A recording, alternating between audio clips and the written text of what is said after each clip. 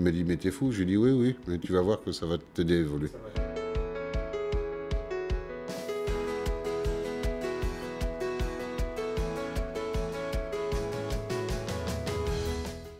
Avant, j'étais plus dans le conseil classique pharmaceutique, sachant qu'Atrion Belgique maintenant est plus dans le conseil stratégique. Ça apporte beaucoup plus de maturité, autant dans l'aspect, dans l'abord en fait des clients, dans la réflexion et puis dans les solutions qui sont beaucoup plus accompagnantes que uniquement placer les gens pour placer les gens. En rejoignant en fait Atrion Belgique, ils ne vont pas rejoindre en fait une société comme toutes les sociétés concurrentes qui font plus de l'abattage de personnel. Je suis désolé du terme, mais c'est réellement une réalité. Le Pareto inversé, c'est qu'ils viennent avec 20% en fait de leurs connaissances pour en apprendre 80. C'est comme ça qu'on évolue, parce que si on applique un Pareto bête et plat, on a beaucoup de mal à évoluer en fait, puisqu'il y a la marge d'évolution n'est que de 20%. Autant leur offrir 80% d'évolution avec un beau challenge. C'est ce que j'ai fait avec Fong, hein. Il m'a dit j'ai fait du QA, je lui ai dit ça tombe bien, tu vas faire du RA. Il m'a dit mais t'es fou? J'ai dit oui, oui, mais tu vas voir que ça va t'aider à évoluer. Alors mon ambition pour Atrion Belgique, elle est d'abord personnelle, puisque c'est un challenge qui me concerne.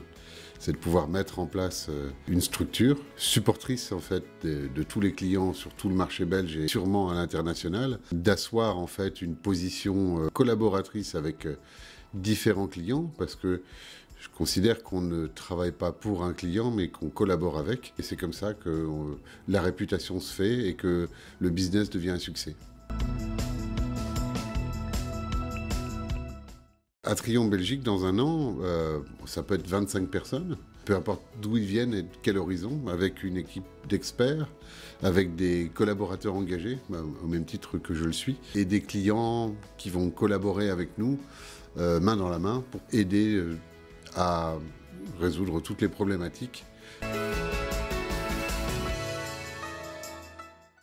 Que ce soit pour les gros manufacturiers pharma, qui sont arrivés au bout des molécules de synthèse, où on n'a plus rien à inventer ni plus rien à découvrir, qu'il y a une stabilisation en fait du business, une rationalisation des procédures pour améliorer en fait la qualité et puis la résultante. Il y a aussi les ARN messagers et les peptides, que ce soit des longs ou des courts, sur lesquels c'est extrêmement porteur en fait, que ce soit pour les maladies orphelines, mais sur lesquels il y a d'énormes challenges qui vont pouvoir développer en fait des solutions pour des patients qui sont réellement dans le besoin.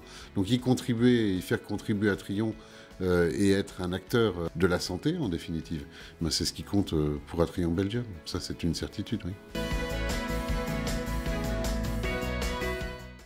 Je suis un contemplatif. Et d'être un contemplatif, en fait, c'est de profiter de toutes les opportunités qui se présentent à l'instant présent.